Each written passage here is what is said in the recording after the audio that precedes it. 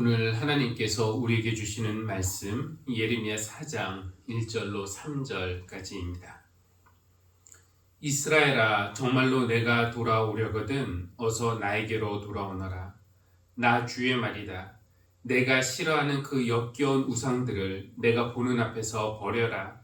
내 마음이 흔들리지 않게 하여라. 내가 주님의 살아계심을 두고 진리와 공평과 정의로 서약하면 세계 만민이 나 주를 찬양할 것이고 나도 그들에게 복을 베풀 것이다. 참으로 나 주가 말한다. 유다 백성과 예루살렘 주민아, 가시덤불 속에 씨를 뿌리지 말아라. 묵은 땅을 갈아엎고서 씨를 뿌려라. 아멘. 10월 31일 10월의 마지막 날입니다. 많은 이들에게 오늘은 헬로윈 데이로 알려져 있습니다. 헬로윈 데이, 제가 어렸을 때는 들어보지도 못한 그런 말이었는데 최근에는 어린이들 사이에 꽤 인기 있는 날이 되었습니다. 이 헬로윈 데이에 관해서 좀 찾아보니까 켈트족의 미신에서 시작이 되었는데요. 오늘 10월 31일 이 날이 그들에 의하면은 자연계와 초자연계의 경계가 가장 얇아지는 날이라고 하네요. 그래서 초자연계에 머물던 죽은 자들이 귀신이 되어서 자연계를 찾아온다고 믿었답니다. 그렇게 찾아온 귀신들을 잘 대접하지 못하면은 그들의 고약한 장난 때문에 가족이 병이 들거나 농사가 안 되거나 장사가 안 되거나 삶이 어려워진다고 그렇게 믿었어요. 그래서 귀신을 쫓아내는 아니면 잘 대접해서 보내는 그런 전통이 생겼습니다. 이런 미신적인 생각이 놀이로 표현된 것이 오늘날 우리가 알고 있는 헬로윈 데이가 된 것입니다. 그래서 헬로윈 데이가 되면은 아이들이 귀신 복장을 하고 집집마다 찾아다니면서 귀신 흉내를 내는 거죠. Trick or treat. 영어로는 이렇게 묻습니다. 통역하면 내가 귀신인데 나한테 한번 당해 보실래요? 아니면 날 사탕을 주시겠어요? 이런 건데요. 귀신에게 당하는 것보다는 사탕을 좀 집어주고 보내는 게 낫죠. 그래서 집주인은 아이들에게 사탕을 주며 기분 좋게 돌려보내는 것입니다. 이런 식으로 세상을 배회하는 그 귀신들이 내게 해코지를 못하게 잘 돌려보내려고 행한 의식들이 이 헬로윈 데이의 시작이 되었습니다. 우리가 이 헬로윈 데이를 어떻게 봐야 할까? 이 날을 사탄의 날이라고 하면서 그런 귀신 축제에 동참하는 것은 영적 간음이다 라고 주장하는 기독교인들도 있기는 하지만 너무 그렇게까지 할 필요는 없다고 생각이 듭니다. 그러나 그냥 재밌고 아이들 좋아한다고 해서 아이들은 사탕 주니까 당연히 좋아하죠. 그 의미도 잘 모른 채 그런 놀이에 동참하는 것도 바람직하지는 않다라고 생각이 돼요. 어쨌든 귀신이 나의 생사 화복에 영향을 미치는 것처럼 그들을 잘 대접해야 한다라는 생각은 하나님만이 주관자시라는 우리의 신앙과는 잘 어울리지 않습니다. 오늘 10월 31일 우리 기독교인들에게는 헬로윈 데이보다 훨씬 더 중요한 날입니다. 바로 종교개혁을 기념하는 날입니다. 약 500년 전, 정확히 1517년 교회의 본질을 잃은 교회에 개혁의 바람이 불기 시작했고요. 그것이 이제 종교개혁 운동이 되었는데 오늘은 그것을 기념하는 날입니다. 종교개혁에 대해서 드릴 말씀이 많지만 가장 핵심적인 정신 하나만 꼽으라면은 그것은 본질로 돌아가자라는 것이라고 하겠습니다. 하나님이 원래 의도하셨던 교회의 모습, 교회의 본질, 그것은 무엇일까요? 어떻게 말로 표현할 수 있을까요? 우리가 그것을 알아야 그 본질로 돌아갈 수 있죠. 교회의 본질이 무엇인지 표현할 수 있는 방법이 여러 가지가 있겠지만 저는 이렇게 말하고 싶습니다. 이 세상에서 하나님을 상기시키는 존재로 살아가는 것, 저는 그것이 교회의 참 모습이어야 한다고 말하고 싶습니다. 세상이 우리를 보고 당신을 보니 하나님이 살아계신 것 같다. 당신이 믿는 그 하나님을 나도 믿고 싶다. 세상이 우리 안에서 예수님을 보고 하나님을 만나게 된다면 우리는 하나님이 의도하신 그 교회가 되는 거 아니겠습니까? 물론 그 시작은 나부터여야 할 것입니다. 저는 모든 사람 안에는 저마다의 빛이 있다고 믿습니다. 우리 안에는 빛이 있어요. 사람은 누구나 하나님의 형상으로 지음받았기 때문에 그렇습니다. 다만 우리의 죄 때문에 그 빛이 지금 가려진 상태에 있다고 할 수 있겠죠. 그렇다면 우리에게 있어서 인생의 과제는, 신앙의 과제는 우리 주님의 은혜와 도우심으로 우리의 존재를 닦고 또 닦아서 맑은 사람이 되는 것입니다. 그러면 우리 안에 있는 빛이 환하게 드러나게 되겠죠. 그래서 예수님은 우리에게 너희는 빛이다 라고 말씀을 하셨고, 바울도 같은 맥락에서 여러분이 전에는 어둠이었으나 이제는 주님 안에서 빛입니다. 빛의 자녀답게 사십시오 라고 말을 했습니다. 저는 우리를 아는 사람들이 우리를 보면서, 우리 교회를 보면서 하나님 생각을 하고 예수님을 만나게 되기를 꿈꾸며 목회하고 있습니다. 이것이 우리 교회의 존재 목적이기도 하죠. 우리 교회가 존재하는 그 이유, 그 목적을 이루기 위해서 우리가 해야 할 일들이 있습니다. 실행 목표라고 할 수도 있겠는데요. 세 가지를 말씀을 드리고 싶습니다. 첫째는 예수님이 우리 안에 살아 계시게 하는 것입니다. 예수님이 우리 가운데 안 계시다면 어떻게 세상이 우리 안에서 예수님 보기를 기대할 수 있겠습니까? 그런데 우리가 예수님 믿는 사람이라고 해서, 교회라는 이름을 가졌다고 해서 당연히 예수님이 이 안에 살아 계시다라고 장담할 수는 없어요. 하나님이 이스라엘에게 내가 너희와 함께 할 것이다 약속하셨고, 이스라엘도 우리는 하나님의 백성이 되겠습니다 약속하고 언약을 맺었습니다. 그러나 그 이후에 만약 그 언약대로라면 하나님이 늘 그들과 함께 계셔야 되지만, 그 언약 이후에 이스라엘은 반복해서 하나님의 뜻을 어기고 죄를 범했는데, 그러자 하나님이 더 이상 그들 가운데 계실 수가 없었습니다. 하나님이 우리 안에 거하시게 하기 위해서, 또 우리가 하나님 안에 거하기 위해서 우리는 힘써야 할 것들이 있는데요. 바로 말씀과 기도와 예배라고 할 수가 있겠어요. 말씀과 기도와 예배. 우리가 말씀을 읽고 그 말씀을 따라서 기도하고 또 함께 모여서 예배를 드리는 이런 삶을 통해서 우리는 하나님과의 관계 안에, 하나님의 사랑 안에 거하게 되는 것입니다. 그렇게 하나님과의 사랑의 관계 안에 있을 때 사랑하는 사람이 서로 닮아가는 것처럼 우리도 하나님을 닮아갈 수 있어요. 우리가 하나님을 닮아갈 때 세상은 우리를 보면서 하나님 생각을 하게 되지 않겠습니까? 제가 좋아하는 찬송가 420장의 2절 가사가 이것을 아주 잘 표현하고 있는데요. 이렇게 되어 있어요. 주 사귀어 살면 주 닮으리니 널 보는 이마다 주 생각하리. 이것이 우리의 기도이자 우리의 소망이 되기를 바랍니다. 세상이 우리 안에서 예수님을 보고 만나기 위해서 우리가 또 한 가지 어떤 예배와 기도와 말씀 외에 또 그러니까 노력해야 할 부분이 있다면은 그것은 교인 사이의 관계를 위해서 우리가 노력해야 합니다.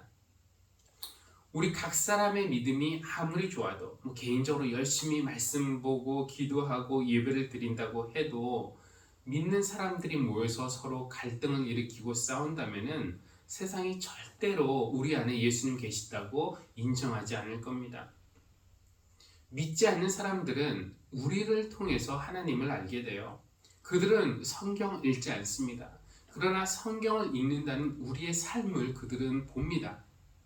믿지 않는 이웃은 교회 와서 목사의 설교를 듣지 않아요. 그러나 하나님의 말씀을 듣는다는 우리의 말하는 것은 그들이 듣습니다. 근데 우리 믿는 사람들이 싸우고 미워하는 그런 모습을 세상이 본다면은 우리가 아무리 하나님께 세상이 우리 안에서 예수님을 보게 해주십시오 기도한다고 하더라도 그 기도는 울리는 꽹과리와 같이 될 뿐입니다. 그래서 우리가 교인들끼리 서로 사랑하고 평화를 이루는 그런 일에 노력을 해야 할 것입니다. 그리고 세 번째, 세상이 우리 안에서 예수님을 보기 위해서 우리는 전도, 선교, 구제 이런 일들도 힘써야 합니다. 서로 아름다운 교제를 이루고 하나가 된다고 하더라도 우리끼리만 좋은 교회가 되어서는 안 된다라는 뜻이죠. 믿지 않는 사람들을 향해서 배타적이고 혐오하고 이런 것이 아니라 그들을 향해서 늘 열려있고 또 그들에게 다가가려고 노력을 해야 그들이 우리를 보면서 하나님 생각을 할 수 있지 않겠습니까? 그러니까 방금 말씀드린 이 세 가지 예배, 기도, 말씀을 통해서 하나님에게 다가가고 교인들끼리 평화를 이루고 또 세상을 향해서 전도하고 선교하고 구제하고 봉사하고 이런 것은 예수님이 말씀하신 가장 큰 계명 하나님을 사랑하라 그리고 이웃을 사랑하라는 것과 같은 말씀이라고 하겠습니다. 세상이 우리 안에서 예수님을 보게 해달라는 기도는 결국 예수님을 모르는 사람들이 우리 교회를 통해서 예수님을 만나고 구원받기를 바라는 우리의 소망이라고 하겠습니다. 다른 말로 하면 뭡니까? 교회가 세상의 복의 통로가 되어지는 것이죠.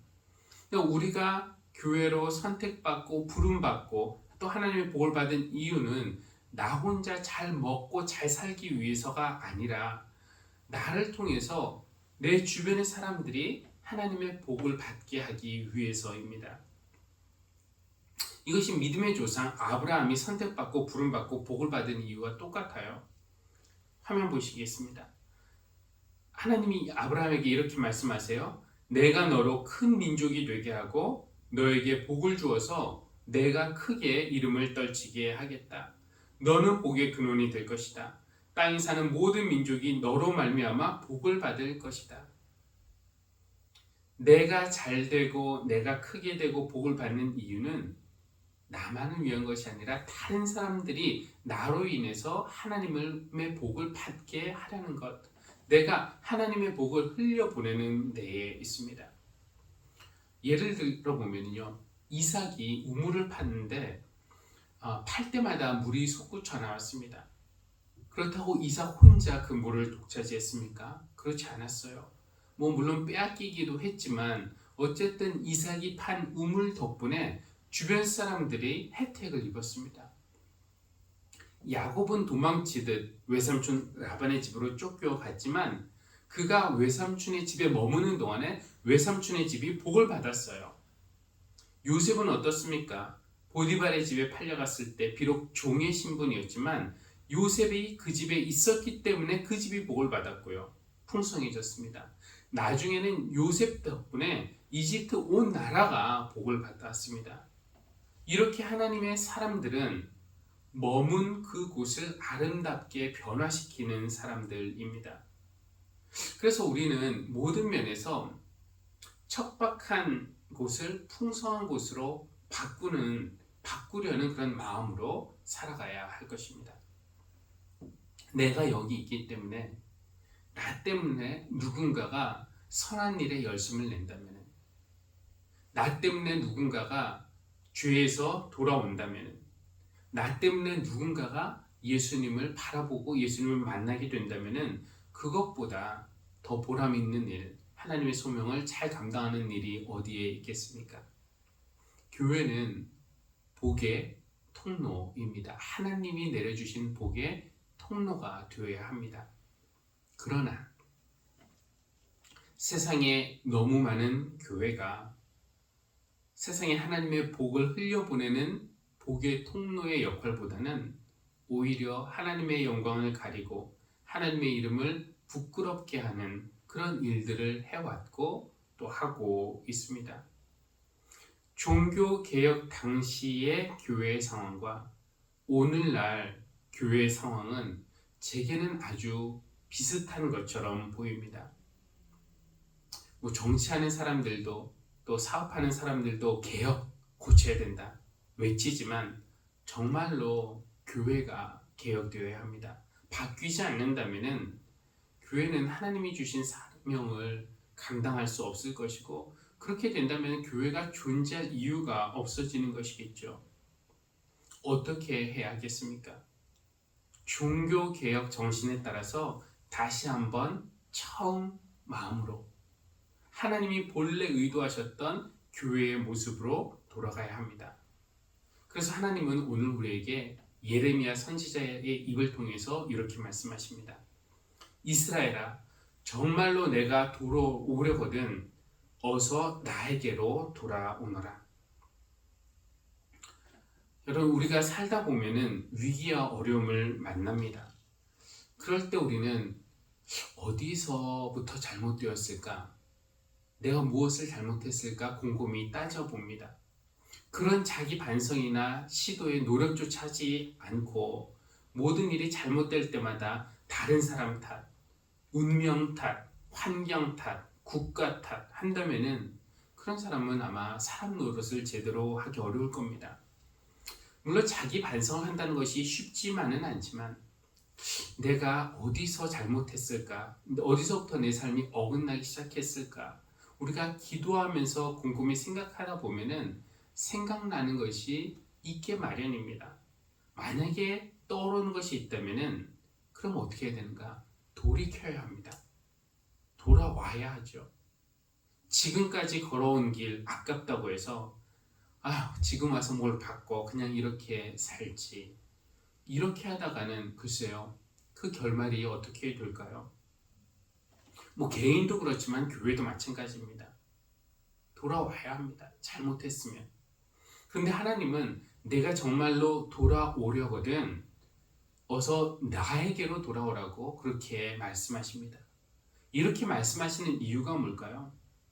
우리는 인생의 위기나 시련에 직면할 때 어디서부터 잘못됐지 생각하며 돌이키려고 하다가도 하나님께 돌이가려고 하다가도 다른 것을 보면 또 거기에 빠져서 거기로 돌아가는 그런 일들이 종종 있기 때문에 그런데요. 예를 들면 이런 것입니다. 이스라엘이 살다가 고난을 당했어요. 그럼 회개하면서 하나님께로 돌아가려고 하다가도 바알, 아세라, 이 풍요와 다산을 약속하는 그런 신들을 보고 저들을 섬기면 좀 우리 삶이 나아지지 않을까 싶어서 거기로 돌아갔다는 겁니다. 이런 우상뿐만 아니라 외세 위협을 만났을 때 하나님 앞에 엎드리고 의지하기보다는 그렇게 하려다가도 주변 강대국들을 보니까 거기에 의존하고 도움을 받으면 좀 나아질 것 같았어요. 다른 데로 돌아가는 것이죠. 오늘 우리도 그들과 다르다고 말하기 어렵습니다. 인생의 어려운 문제 만났을 때 하나님을 찾으려고 하다가도 중간에 보니까 우리의 문제를 더 쉽게 풀어줄 수 있을 것 같은 것들이 보이는 겁니다. 돈이 우리의 문제를 해결해 줄 것 같고 성공과 인기가 우리의 공허함을 채워줄 것 같고 우리가 외로워서 하나님을 찾으려고 하다가도 인맥을 좀 넓히면은 우리의 외로움이 없어질 것이라고 생각한다는 겁니다. 그래서 하나님은 분명히 뭐라고 말씀하시냐? 돌아오려거든 어서 나에게로 돌아오라고 말씀하십니다. 우리에게 찾아오는 모든 삶의 위기는 그것이 뭐 병이든지 실패의 경험이든지 관계의 깨짐이든지 이런 모든 것들을 하나님에게로 돌아오는 초대로 우리가 받아들이면 어떨까요? 우리가 그런 마음만 있다면 지금 우리가 겪는 어떤 고난도 완전한 불행일 수는 없습니다. 왜냐하면 일단 하나님께 돌아오고 나면은 과거의 실패나 깨짐이나 고난의 모든 경험이 새로운 빛을 밝히는 연료가 될 수 있기 때문에 그렇습니다. 돌아오려거든 하나님께로 돌아가십시오. 하나님은 또 이렇게 말씀하십니다. 2절 내가 주님의 살아계심을 두고 진리와 공평과 정의로 서약하면 세계 만민이 나 주를 찬양할 것이고 나도 그들에게 복을 베풀 것이다. 이것이 무슨 말씀일까요? 저는 이렇게 풀어보고 싶습니다. 교회에 돈, 권력, 위선, 배타주의, 권위주의 이런 여러 가지 고질적인 문제가 있고 또 교회를 향한 세상의 시선이 곱지 않은 이런 상황에서 우리의 문제를 최소화하려고 하거나 가리려고 하거나 변명하려고 하는 대신에 우리가 진리와 공평과 정의로 고쳐나가면서 교회의 본질로 돌아가려고 노력하면은 그러면 세상의 시각도 변할 것이라는 겁니다. 세상이 지금의 교회의 모습이 아니라 본질을 회복한 교회의 모습을 보고 하나님 생각을 할 것이고 하나님을 찬양할 것이고 그러면 하나님은 그들에게도 복을 베푸신다라고 약속하시는 겁니다. 저는 정말 그렇게 되기를 바라고 있습니다. 그렇게 되기 위해서 우리가 해야 할 일 한 가지가 더 있는데요. 3절 가시덤불 속에 씨를 뿌리지 말아라. 묵은 땅을 갈아 엎고서 씨를 뿌려라. 우리가 하늘 씨앗 교회인데 우리는 하늘 씨앗, 하늘의 뜻, 하나님의 뜻을 담은 그 씨앗을 뿌리는 마음으로 살아가고 있습니다. 그러나 좋은 씨를 뿌리는 것만이 능사가 아니에요. 묵은 땅을 갈아엎는 것도 우리가 해야 할 일입니다. 여러분 힘들다고 밭을 갈지 않고 그냥 씨 뿌리자 이런 농부가 있을까요? 없겠죠. 그 결과가 어떨지 뻔하기 때문에 그렇습니다. 내가 아무리 옳은 말, 좋은 말 이런 말을 해도 상대에게 그것이 받아들여지지 않는다면은 물론 받아들이지 않는 그 사람의 마음밭에도 문제가 있다고 할 수 있지만 그 땅을 갈아엎는 그런 노력도 우리가 해야 할 필요가 있습니다. 묵은 땅을 갈아엎으라는 것은 사랑으로 상대의 마음의 밭을 가꾸라는 의미 아닐까요? 한번 생각해 보십시오. 평소 나에게 아무 관심도 없다가 그냥 나에게 옳은 소리 한마디 던져주는 사람과 평소에 나에게 관심을 두고 친절하게 대하고 나를 위해 희생하고 수고하는 사람이 나에게 같은 말을 할 때 똑같은 말이어도 누구의 말이 와닿고 누구의 말이 와닿지 않을지 우리는 쉽게 알 수 있습니다. 그러니까 평상시에 아무 관계를 위해서 노력하지 않고 그냥 예수 믿으세요. 이렇게 말 한마디 씨를 뿌린다고 그 결과가 돌아오진 않죠. 관심 갖고 기도하고 대접하고 희생하고 아껴주고 이런 관계로 마음밭을 갈아놓은 다음에 씨를 뿌려야 한다는 것입니다. 그냥 복음을 전하는 것이 씨앗을 뿌리는 것이라면 평소에 사랑을 실천하는 것이 마음밭을 가꾸는 그런 일일 겁니다. 교회 여러분, 세상은 교회에 더는 기대하지 않는 안타깝고 부끄러운 현실이 되었지만 하나님은 여전히 교회를 향한 기대와 꿈을 가지고 계신다고 저는 믿습니다. 약 500년 전의 종교개혁을 기념하는 오늘 우리는 개혁을 이룬 사람들이라는 과거의 자랑에 빠져 있기보다는 이 코로나 시대를 지나면서 발견한 우리 문제, 교회 문제의 심각성을 인정하고 다시 한번 교회의 본질로 되돌아가려고 노력해야 할 것입니다. 우리가 돌아간다면은 다른 것으로 오늘의 문제를 해결하려는 그런 노력이 아니라 하나님에게로 돌아갈 수 있기를 바라고요. 우리의 문제를 외면하고 변명하고 숨기는 교회가 아니라 진리와 공평과 정의로 고쳐나가는 개혁하는 교회가 되기를 바라고 또 씨를 뿌리되 사랑으로 사람들의 마음밭을 갈아엎고서 씨를 뿌리는 그런 우리 하늘씨앗 교회가 되기를 바랍니다. 하나님이 우리를 다시 새롭게 하셔서 맡겨주신 복의 통로로서의 역할을 잘 감당할 수 있도록 오늘 우리에게 크신 은혜 베풀어 주시기를 주님의 이름으로 기원합니다. 기도하시겠습니다. 돌아오려거든 나에게로 돌아오라고 말씀하시는 하나님, 종교개혁을 기념하는 오늘 우리가 다시 새로워지길 원합니다. 다시 처음 마음으로 다시 하나님이 원래 의도하셨던 교회의 모습으로 다시 기본으로 돌아가게 해주십시오. 무엇보다 마음과 목숨과 뜻과 힘을 다해 하나님을 사랑하는 것과 내 이웃을 내 몸같이 사랑하는 것이 가장 기본적인 기독교인의 부름인 줄로 믿습니다. 하나님의 은혜로 우리가 그렇게 살아갈 때 우리 교회가 그리고 우리 성도 각 사람이 있는 그 자리에서 하나님의 복을 흘려보내는 존재로 살아가게 해주십시오. 우리의 있음으로 인해서 척박한 세상이 풍성하고 아름다운 곳으로 변화되도록 복의 전달자로 살게 해주시기를 기도합니다. 예수님의 이름으로 기도합니다. 아멘.